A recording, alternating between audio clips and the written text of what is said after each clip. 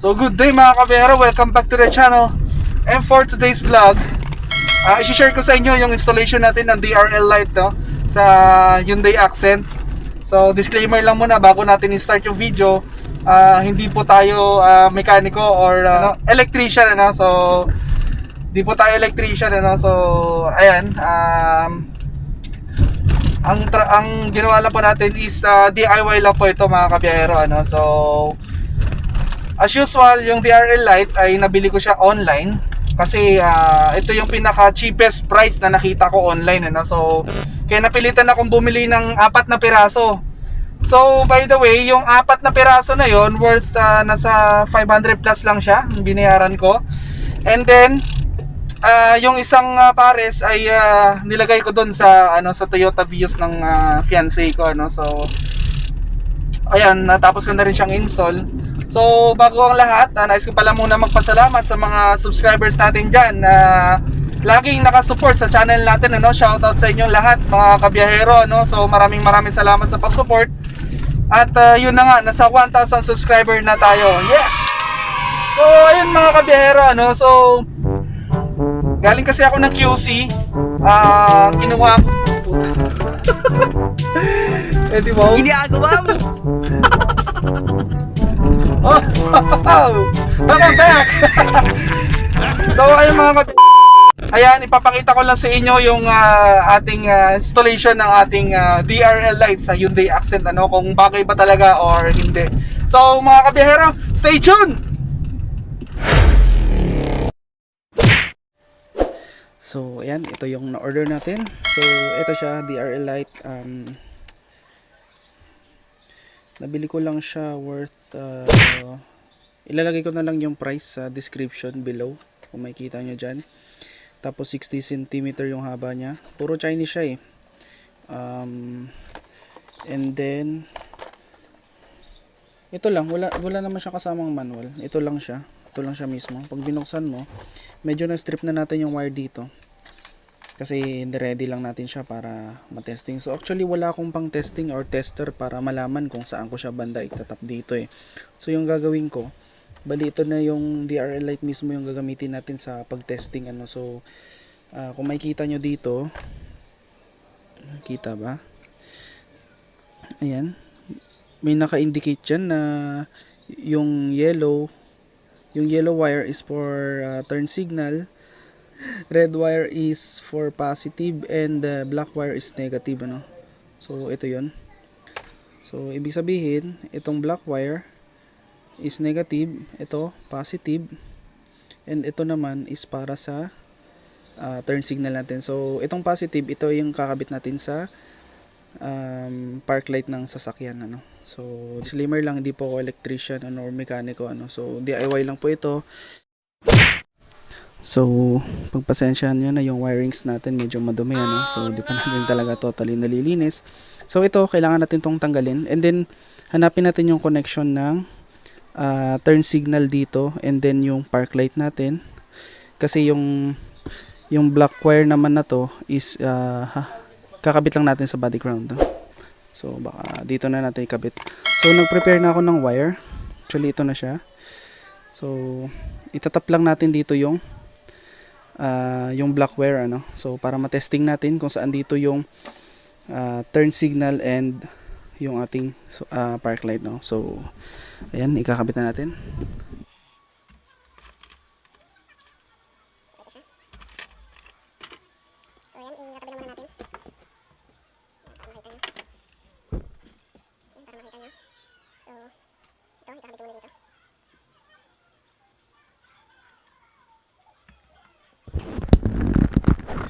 I-secure lang muna natin ng electrical tape.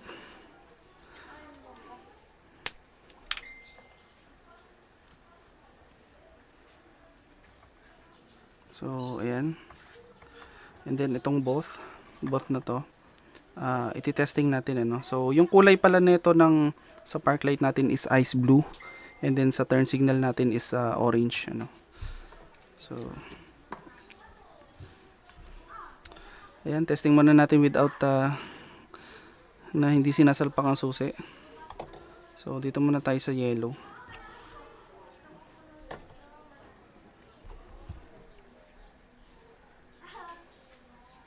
So walang susi yan, so it means negative tayo dyan, hindi natin pwedeng ilagay dyan. Okay, ito wala. Ito meron. Ito meron. Ito meron. Dalawa, tatlo sa taas. Ito wala. Ito wala. Ito wala. So subukan nating isaksak ang susi, ano. So yung mga na-testing natin na meron, negative po tayo mag ano diyan, mag-tap kasi ano po siya, meron po siyang connection, ano. So i-turn on natin yung susi. Ngayon po ay nakabukas yung turn signal natin, ano. So isa-isahin lang muna natin. So itong wire muna yung na yellow yung unahin natin, ano.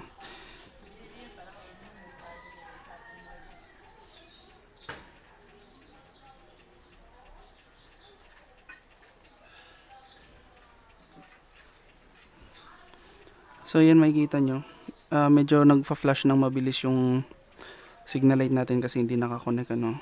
So ito, kung makikita nyo, mabilis yung flash nya. Dito, usok natin dito.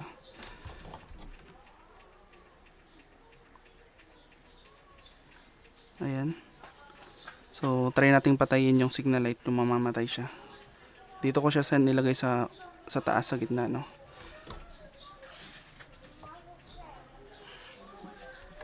So balik natin ulit. So ayan, nawala siya, no. So ibig sabihin, itong sa gitna, sa taas, ito yung sa turn signal natin, ano. So ngayon, susubukan naman natin yung sa park light, ano. Testing natin yung sa park light. Ngayon sa park light, naka-off siya ngayon, ano. So susubukan muna natin siyang i-connect na naka-switch on pero naka-switch off yung switch ng park light. Dito. Okay, wala. Ito, wala. Ito, wala. Ito, wala. So, try natin na naka-switch on yung park light. So, naka-switch on na yung park light natin, ano. So, try natin una sa taas. So, ayun. Una sa taas, ano. Dito. Ito yung sa signal light natin, ano. So, ito yung sa park light natin, confirmed. So, ito yung dito natin isusuksok yung ating connection para sa park light.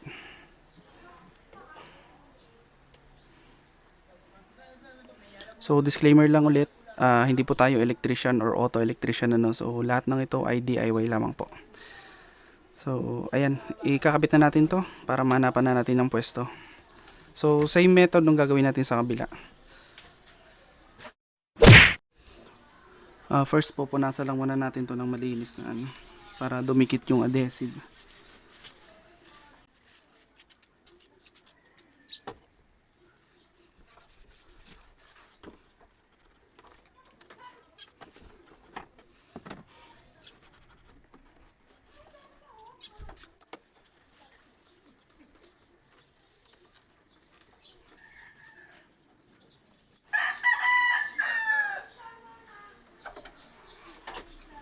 So just to make sure na yung surface natin ay malinis, ano, bago natin ikabit, kasi baka matanggal tong pagkakakapit ng ating DRL light, no. So dito ako magsisimula.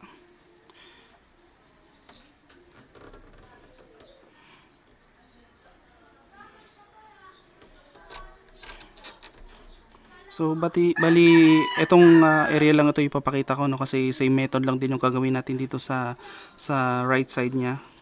Kaya ito lang muna ipapakita ko.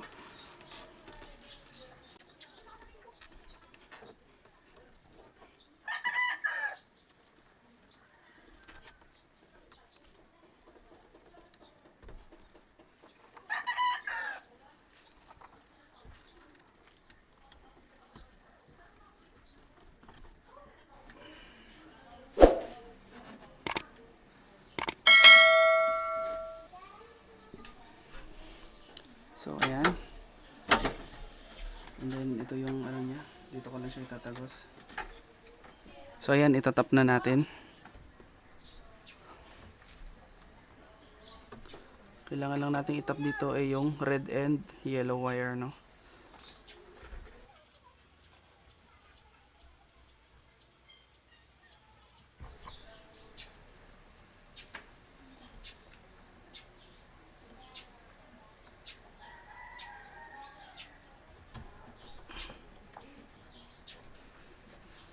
So ayan, natap na natin. Subukan natin kung gagana.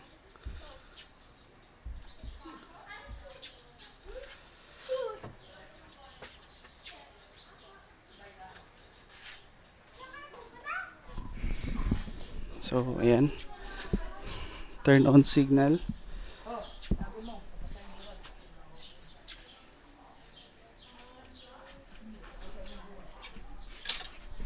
Ito yung left signal natin.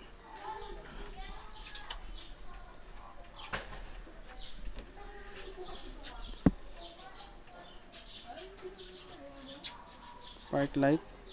So ayan yung park light natin. Makikita nyo. So ayan lang muna natin siya dito para makita nyo yung kulay. So ayan, naka park light siya, no? So switch on natin yung turn signal.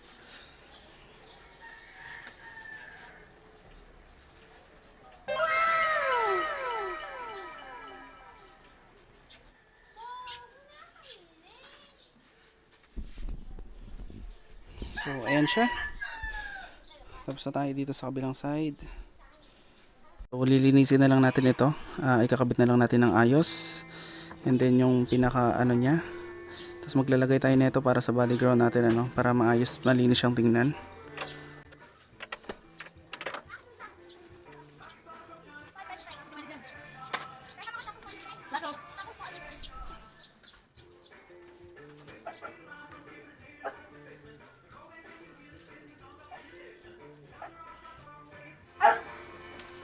So ito na yung dulo niya, no. Nakikita niyo mga kabiyero. So dito na lang natin siya itatap.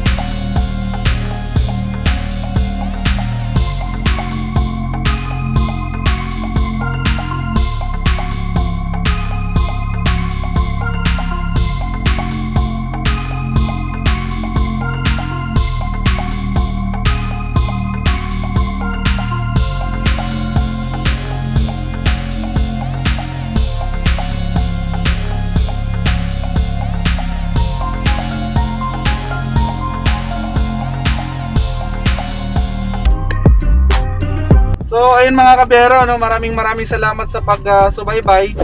And always remember na kailangan natin magdoble ingat, lalo na sa pagbili ng mga essentials natin, ano. So ayun mga kabiyero, maraming salamat sa inyong suporta. And keep safe sa ating lahat, and see you sa next vlog.